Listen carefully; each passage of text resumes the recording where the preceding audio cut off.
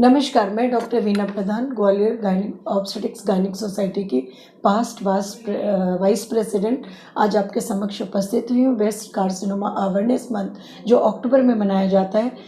Breast carcinoma सबसे common है, ये दूसरे नंबर पे आता है। पहला कैंसर है जो औरतों में पाया जाता है वो कार्सिनोमा सर्विक्स मतलब बच्चेदानी के मुंह का कैंसर। करीबन 1 लाख महिलाएं इससे ग्रसित होती हैं। 25 से 30% तक महिलाओं में ये देखा गया है, पाया गया है।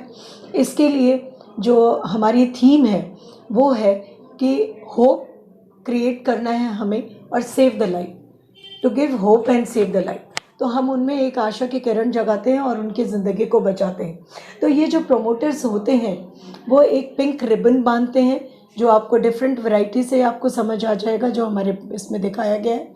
ये ब्रेस्ट कैंसर अवेयरनेस शुरू हुआ था 1992 में न्यूयॉर्क से। अब पूरे विश्व में ये महीना मनाया जाता है ब्रेस्ट कैंसर अवेयरनेस के रूप में, जिसको हम देखते हैं। प्रमोटर्स का काम होता है कि वो उनको इमोशनली, फिजिकली, सोशली और वो प्रैक्टिकली जो सपोर्ट दे सकते हैं वो सपोर्ट देते हैं और उन्हें हेल्प करते हैं। ब्रेस्ट कैंसर का नाम लेते ही हमारे दिमाग में एक चीज़ आती है कि ये सिर्फ महिलाओं से ही जुड़ा होता है, पर इसमें पुरुष भी अछूते नहीं होते हैं। 1% पुरुष लोगों को भी ये होता है।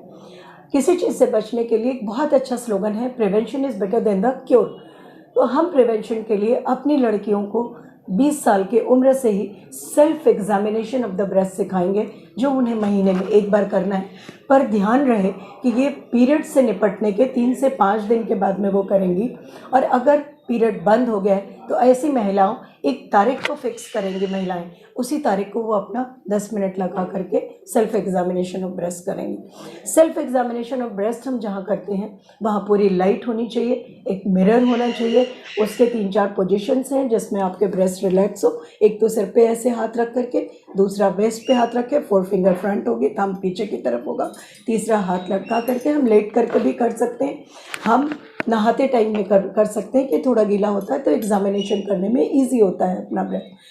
ये राउंड द सर्कल करके एग्जामिन करेंगे, स्ट्रेट में भी एग्जामिन कर सकते हैं। जब हम ये एग्जामिन करते हैं तो हमें ध्यान रखना चाहिए कि हमें जिस तरफ का ब्रेस्ट एग्जामिन कर रहे हैं उस तरफ के आर्मपिट में भी हमें देखना पड़ेगा कि कोई स्वेलिंग है या नहीं, या कॉलर बोन के नीचे में कोई स्वेलिंग है या नहीं, ये हमें देखना पड़ेगा। और दोनों ब्रेस्ट को साइड बाई साइड एग्जामिन करना पड़ेगा।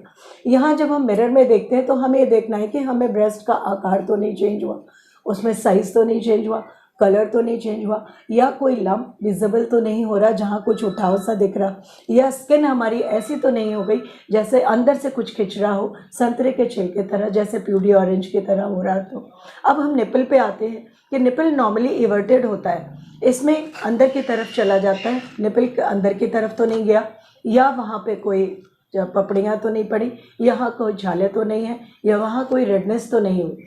इसी टाइम हम क्या करेंगे कि निपल को प्रेस करके भी देखेंगे कि उससे कोई डिस्चार्ज तो नहीं आ रहा। अगर डिस्चार्ज आ रहा है या कोई भी परिवर्तन हुआ है तो हम घबराएं नहीं, क्योंकि हर गांठ कैंसर नहीं होती। हमें इस चीज़ को ध्यान रखना पड़ेगा। 10 में 8 गांठें होती हैं जो कैंसरस नहीं होती हैं। अगर हमें ये जल्दी पता चल जाएगा, डिफरेंट स्टेजेस इसके होते हैं जो मैं बाद में बताऊंगी, तो हम जल्दी क्योर हो सकते हैं और अच्छे हो सकते हैं। अब मैं ये आपको बताऊं कि किन किन लोगों में इसकी संभावनाएं ज़्यादा होती हैं। तो जब पीरियड शुरू होता है पहली बार, उसे में मेनार्की हम बोलते हैं। तो जिनकी अर्ली मेनार्की हो गई, जल्दी पीरियड शुरू हो गए, या जो बहुत बड़े हुए हार्मोन थेरेपी पे हैं, या जिनके में हार्मोनल इम्बैलेंस है, या जो पहले किसी भी कैंसर के लिए रेडिएशन ले चुके हैं। यहाँ एक बात और बताऊं कि 10% जो होता है वो 10% आनुवंशिक होते हैं, बाकी का कोई एग्जैक्ट कारण नहीं निकाला पाया गया अभी तक। जो आनुवंशिक होते हैं वो जो क्लोज रिलेटिव में अगर होता है तो हमारे को होने के चांसेस होते हैं। तो इसमें अलर्टनेस ही है जो हमें सुरक्षित रख सकती है। यहाँ एक चीज़ और देखा गया है कि जो स्ट्रेसफुल लाइफ जीते हैं, जो ओबेज होते हैं, जो सेडेंटरी वर्क ज़्यादा करते हैं, आज हम वेस्टर्नाइज हो रहे हैं तो उसमें अल्कोहल और स्मोकिंग का भी कुछ रोल आता है जो हमें हार्म करता है, ब्रेस्ट कैंसर में होने में मदद करता है। यहाँ चीज़ बताऊँ, एक चीज़ आज की लड़कियों को ध्यान देना पड़ेगा, दो दे आर कैरियर ओरिएंटेड, उन्हें थोड़ी जल्दी शादी करें, जो 30 साल के पहले अपना पहला बच्चा पैदा करें, और ब्रेस्ट फीडिंग ज़रूर कराएं शुरू के 6 मंथ तक, जिससे कैंसर के चांसेस और कम हो जाते हैं। तो इन चीज़ों का हमें ध्यान रखना पड़ेगा, जिससे संभावनाएं कम होंगी। अब हमें ये ध्यान देना पड़ेगा कि रिस्क फैक्टर्स तो हमने देख लिया सारी चीज़ें। अगर हम पहले से अलर्ट होते हैं और हमें कोई सूजन मिलती है जो 2 सेंटीमीटर से कम है, अब इसकी जांच कैसे होगी? तो अर्ली एज में अल्ट्रासाउंड से होती है। अगर अल्ट्रासाउंड में डाउटफुल लगा तो 30 से 35 साल के अगर हम हैं तो मैमोग्राफी होती है। 35 साल के अगर हैं तो आपको हर साल एक बार मैमोग्राफी करानी चाहिए। मैमोग्राफी में अगर डाउटफुल लगा तो MRI इज द लास्ट। ये गांठ अगर 2 सेंटीमीटर से कम होती है तो ग्रेड 1 में हम रखते हैं टाइप, 5 सेंटीमीटर से कम होती है तो ग्रेड 2 में, अगर वो उससे भी बड़ी होती है तो ग्रेड 3 में रखते हैं। यहाँ एक चीज़ बोले कि ये ग्रेड 4 होता है जो काफ़ी लेट स्टेज में पता चलता है, दो ये ब्रेस्ट कैंसर पेनलेस है, पर अगर इसमें कुछ और प्रॉब्लम होती है तो ये पेनफुल हो जाता है।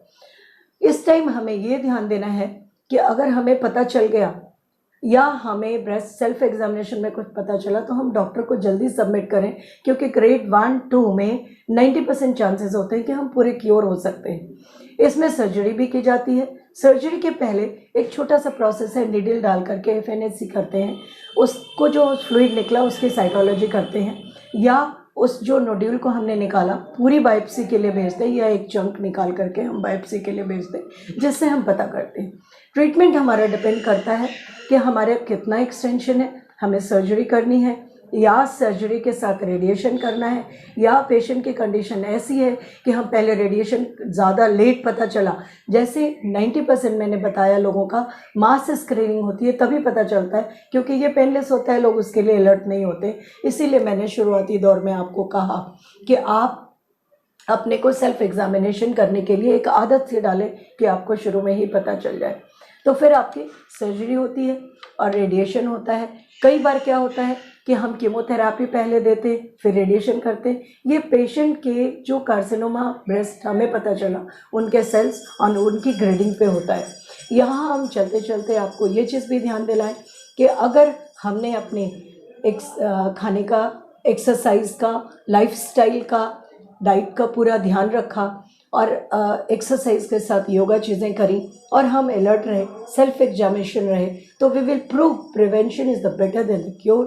धन्यवाद। स्वतः परीक्षण की आदत डालें, कैंसर की करें पहचान, समझें लक्षण, रोकने के उपाय और इलाज, जीवन को खुशहाल बनाएं।